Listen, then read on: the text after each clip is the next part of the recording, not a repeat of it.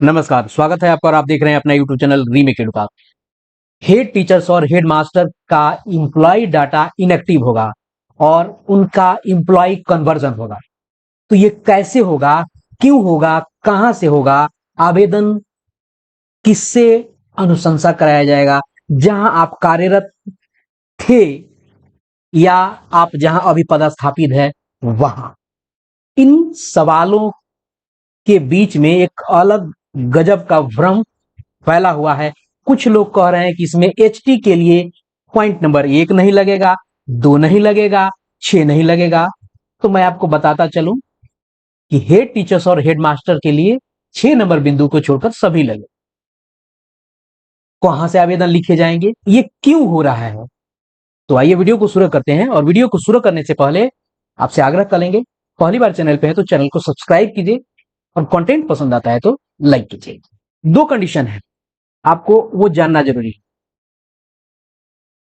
ये कंडीशन है, एक लोग कुछ शिक्षक जिले में हैं और कुछ शिक्षक बाहर के जिले से आए हैं, और कुछ ऐसी स्थिति होगी जो आप अभी कार्यरत इस जिले में थे, दूसरे जिले में चले गए। ये 2 कंडीशन में चल रही है। अभी इसकी जरूरत क्यों पड़ रही है, पहले इस शब्द को देखा जाए, इंप्लॉई, डाटा और इनएक्टिव, इन तीनों शब्द को अगर देखा जाए तो जो कर्मचारी का जो डाटा है उसको निष्क्रिय करना है।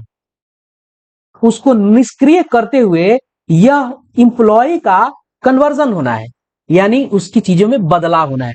क्योंकि जो जिस इंप्लॉय का कन्वर्जन होना है उसका कन्वर्जन इसलिए हो रहा है कि वो पूर्व से आपको राज्य सरकार का कहीं ना कहीं कर्मी है।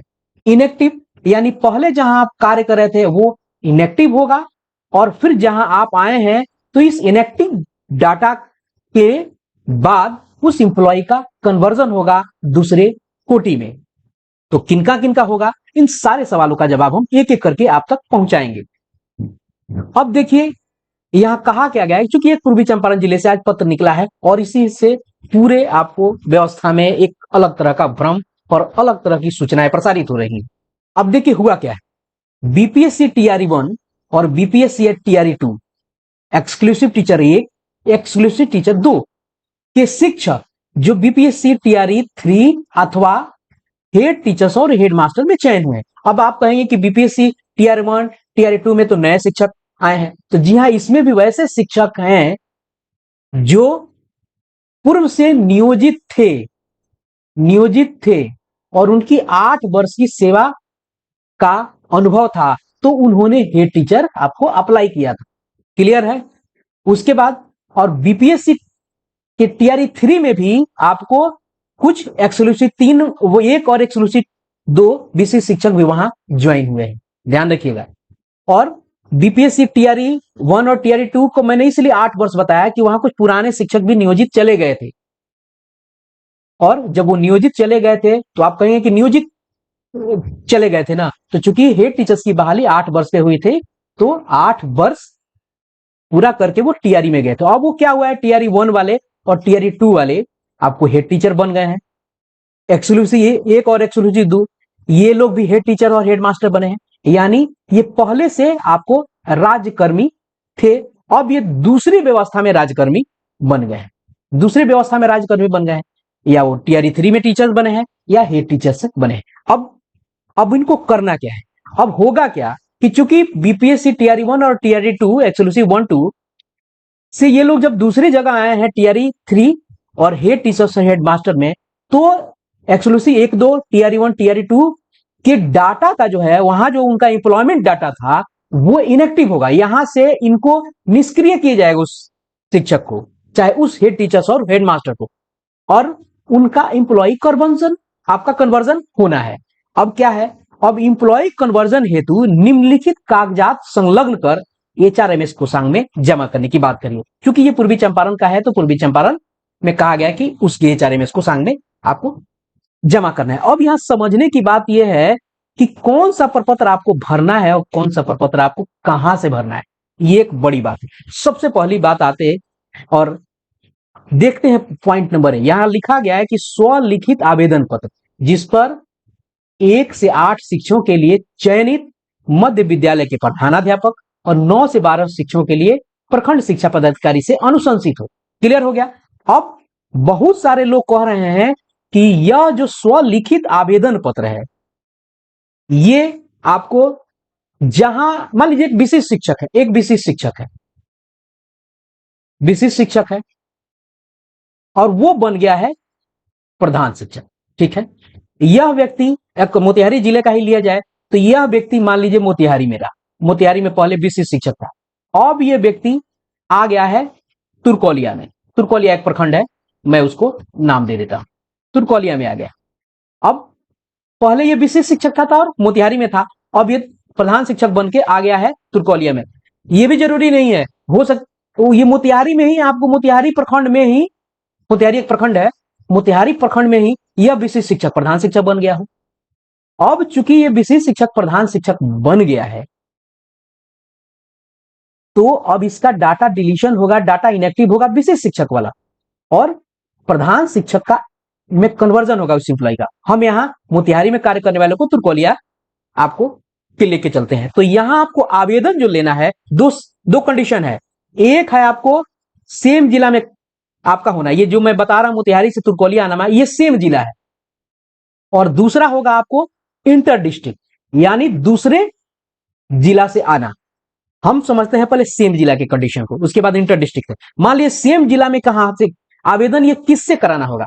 मान लीजिए कि जैसे मैंने बताया मोतिहारी में वो कार्यरत थे विशिष्ट शिक्षक, और वो आ गए तुरकोलिया में प्रधान शिक्षक रूप में, तो कहां आवेदन देंगे, कौन करेगा। तो पहले ये देख लीजिए कि चूंकि ये सेम जिला का मामला है, डीडीओ भी सेम है, उसको अथॉरिटी है आप अपने इंप्लॉयमेंट का डाटा इनएक्टिव करने का और उसको कन्वर्जन करने का। तो जो आवेदन जो आप अनुशंसित कराएंगे, न कि पुराने विशिष्ट शिक्षक के रूप में जहां कार्य कर रहे थे उसके यहां से कराएंगे, आप कराएंगे जहां प्रधानाध्यापक या प्रधान शिक्षक के रूप में जिस प्रखंड में आप कार्यरत हैं, अभी पदस्थापित हुए हैं, वहां से कराने हैं। और क्या आवेदन में लिखे जाएंगे, और आवेदन लिखा किसको जाएगा, आवेदन लिखा जाएगा डीपीओ स्थापना को, जिला कार्यक्रम पदाधिकारी स्थापना को लिखा जाएगा। और क्या लिखा जाएगा, आप अपने पुराने 4MS आईडी का जिक्र करते हुए और पुरानी सेवा का जिक्र करते हुए कि विशिष्ट शिक्षक के रूप में आप फलाना जगह कार्यरत थे, आपकी HRMS आईडी इतनी थी, तो आप वहां करेंगे कि इंप्लॉयमेंट डाटा को इनएक्टिव करके इंप्लॉय कन्वर्जन के लिए आवेदन लिखेंगे। और यह अब आवेदन लिखेंगे आप डीपीओ को, और इसे कौन अनुशंसित करेगा। अगर मान लीजिए हेड टीचर के मामले में है तो एक से टीचर 1 से 8 शिक्षकों के लिए चिन्हित विद्यालय के आपको प्रधानाध्यापक कौन होंगे, वो होंगे आपको डीडीओ होंगे। तो आपके उस आवेदन को जहां आप कार्य कर रहे हैं वहां आवेदन आपका जाएगा डीपीओ कार्यालय को, क्योंकि ये डीपीओ कार्यालय जो है, आप चूंकि सेम जिला में है तो विशिष्ट शिक्षक का भी वही आपको डीपीओ कार्यालय, बेसिकली जिला संपर्क में डीडीओ है, और प्रधान शिक्षक के रूप में व्यवस्था जब बनेगी तब भी वही डीडीओ बनेगा। अब यहाँ एक अलग ब्लॉक में डीडीओ हुआ करते थे, तो यहाँ कुछ मध्य विद्यालय के कुछ प्रधानाध्यापक को डीडीओ के कुछ कार्य दिए गए हैं उसी यहाँ। तो आप मान लीजिए कि मोतिहारी वाले तुरकोलिया पहुंच गए, तो तुरकोलिया के आप प्रखंड में हैं, जहां आप जिस संकुल में हैं, और वहां के जो डीडीओ हैं वो आपको आवेदन को अनुशंसित करेंगे और आप उसे डीपीओ कार्यालय में वो पहुंचाए जाएंगे। वहां से अनुशंसा होगा, न कि आप विशिष्ट शिक्षक रूप में कार्य कर रहे थे वहां से होगा। इसको क्लियर गांठ बांध लेना है। 9 से 12 शिक्षकों के लिए प्रखंड शिक्षा पदाधिकारी अनुशंसित करेंगे, वही बात हो गई। यहाँ डीडीओ 1 से 8 वाले शिक्षक के डीडीओ और यहाँ बीओ होंगे। अब बहुत जगह ऐसे हैं कि डीडीओ नहीं है 1 से 8 वाले, तो वहां कार्य करते हैं आपको बीओ, तो वो करेंगे। अब देखिए HRMS फॉर्म, अब HRMS फॉर्म आपको नया भरना है, फॉर्म आपको नया भरना है। क्योंकि पहले हुआ क्या था, जब आप विशिष्ट शिक्षक थे वहां ऑनलाइन ऑनबोर्डिंग हो गई थी, ऑनलाइन वो सारी व्यवस्था ही। अब आपको ऑफलाइन व्यवस्था में यहां जाना पड़ेगा, और इसको भी अगर 1 से 8 में है तो यहाँ प्रधानाध्यापक द्वारा हस्ताक्षर, और अगर सारण होगा ये वहां हस्ताक्षर होगा एक, आपको अगर सारित का करने का एक पत्र वहां लगेगा। क्लियर हो गया।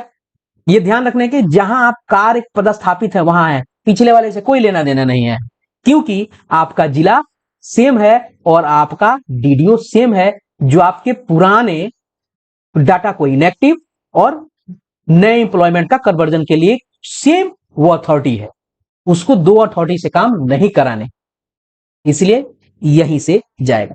डिस्ट्रिक्ट इंटर डिस्ट्रिक्ट में अंतर जिला में ये चीजें बदल जाएंगी, उसकी बात मैं बता रहा हूं। अब होगा क्या, दूसरा हो गया, तीसरा औपबंधिक नियुक्ति पत्र की छाया प्रति, योगदान पत्र की छाया प्रति। ध्यान रखिएगा यहां पदस्थापना नहीं मांगा जा रहा है। बैंक पासबुक की छाया प्रति अथवा कैंसिल चेक, या तो आप पासबुक दीजिए या कैंसिल चेक दीजिए। त्याग पत्र की छाया प्रति, इसी पे सबसे ज्यादा हंगामा है। अब देखिए त्याग पत्र की छाया प्रति, चूंकि यह पत्र जो निकला है इसमें टीआरई 3 का भी जिक्र है, तो त्याग पत्र टीआरई 3 वालों को देना है। और आपको त्याग पत्र चूंकि नहीं देना है, क्योंकि निदेशक ने पत्र निकाल दिया था कि आप जैसे ही एचटी या एचएम में योगदान करते हैं, आपका पूर्व की सेवा से त्याग पर स्वतः हो जाएगा। तो ये 6 वाला नहीं है। अगर आप लगाना चाहते हैं तो वो जो आदेश है उसकी प्रति आप लगा सकते हैं। एचटी और एचएम वाले, टीआरई 3 वाले हैं वो अपने लगाएंगे, और जो नए आए हैं तो उनकी तो बात ही नहीं है। जो नियोजित हैं उनको ये सारी व्यवस्था नहीं करनी है, उनका ऑनलाइन ऑनबोर्डिंग होगा, क्योंकि वो पहले से सरकारी कर्मी थे ही नहीं। उनका ना प्राण जनरेट हुआ था ना एचआरएमएस ऑनबोर्डिंग हुआ था। ये उनके लिए है जो पहले से कार्यरत थे, अब फिर दूसरे कोटि में पहुंच के कार्यरत हो गए। यूं कहिए कि मामला शिफ्टिंग का है। तो शिफ्टिंग में होगा क्या कि चूंकि कोटि बदल गए हैं, अब हेड टीचर और हेडमास्टर की कोटि है, शिक्षक से हेडमास्टर में पहुंच गए हैं, तो इसलिए पुरानी डाटा को इनएक्टिव है और नए को एक्टिव करना है। जैसे ट्रांसफर में एलपीसी इन और एलपीसी आउट वाली बात थी, तो यहां आपको अगर इंप्लॉयमेंट व्यवस्था में चेंजिंग आई है तो ये इसके लिए है। खैर, छठा में आप वो लगा सकते हैं। सातवें में है कि पैन कार्ड की स्वअभिप्रमाणित प्रति, सेल्फ अटेस्टेड पैन कार्ड की आपको छाया प्रति लगानी है। आधार कार्ड की स्वअभिप्रमाणित छाया प्रति लगानी है। और प्राण कार्ड संख्या की, देखिए यहां पैन कार्ड था और यहां प्राण कार्ड है, आपका जो प्राण बना होगा उस संख्या की स्वअभिप्रमाणित छाया प्रति आपको यहां लगानी होगी। क्लियर हो गया, स्पष्ट है ये चीज। और आपको मैं बता दूं कि 6 नंबर आपको अगर एचटी और एचएम है नहीं देना है, इसी जगह आप उपपत्र लगा सकते हैं। देना सभी है, कोई 1 नंबर 2 नंबर वाला मामला नहीं बनेगा, देना आपको सारे के सारे हैं। और कहां से है ये भी बता दिया। अब मामला आता है जो आप इंटर डिस्ट्रिक्ट है यानी दूसरे जिले से। तो यहां देखिए नोट में इन्होंने कहा है जो शिक्षक अन्य जिले से पूर्वी चंपारण में चयनित होकर आ रहे हैं, यानी दूसरे जिले से इस जिले में आ रहे हैं, वे अपना इंप्लॉय डाटा पूर्व के जिले से इनएक्टिव करा के आएंगे, उनको वहां से कराना है। तथा रीजन में इंप्लॉय कन्वर्जन डालना होगा। वहां से आप इनएक्टिव कराइएगा तो वहां रीजन पूछेगा, वहां रीजन आपको बताना होगा। और वहां क्या करना होगा, जिस जगह पे आप कार्य कर रहे थे विशिष्ट शिक्षक के रूप में, चाहे टीआरई 1 टीआरई 2 के रूप में कार्य कर रहे थे, और आप टीआरई 3 में पहुंचे हैं या एचटीम पर हैं, तो जहां कार्य कर रहे थे जिस रूप में, उसी पदस्थापित जगह से आपको वो आवेदन को अनुशंसित कराना होगा। सेम जिला में कंडीशन बदल जाएगी, सेम जिला में जहां आप अभी 9 पदस्थापित जगह है वहां से कराना है। क्यों, यहां क्यों हो गया है ऐसा, क्योंकि हर जिले के अपने अपने डीडीओ हैं। ठीक है, हर जिले के जो डीपीओ हैं वही आपको डीडीओ के चार्ज में है। मान लीजिए कि एक व्यक्ति जो पूर्वी चंपारण में आया है और पहले वो सिवान हुआ करता था, तो यहां तो डीपीओ जो थे, यहां डीडीओ उसके अलग हो गए, यहां डीडीओ आपको अलग हो गए। तो पूर्वी चंपारण वाले जो डीडीओ को है, सिवान वाले डीडीओ की अथॉरिटी नहीं है कि सिवान के डीडीओ के अंतर्गत कार्य कर रहे इंप्लॉय के डाटा को इनएक्टिव कर सके। इसलिए कहा जा रहा है कि यहां से इनएक्टिव होके तब आप पूर्वी चंपारण में आइए। इसका मतलब क्लियर हो गया कि आप दूसरे जिले में कार्यरत हैं तो आपको वहां से इनएक्टिव करा के आना होगा, क्योंकि यहां के डीडीओ को आपको अथॉरिटी नहीं होगी दूसरे जिले के इंप्लॉय के डाटा को इनएक्टिव करने का। यहां यह ध्यान देने वाली बात है। तो इस वीडियो में आशा है कि सारा का सारा कंफ्यूजन दूर हो गया होगा। तो मिलते हैं जल्दी ही नए कंटेंट और नए इंफॉर्मेशन के साथ। अपना ख्याल रखें। जय हिंद।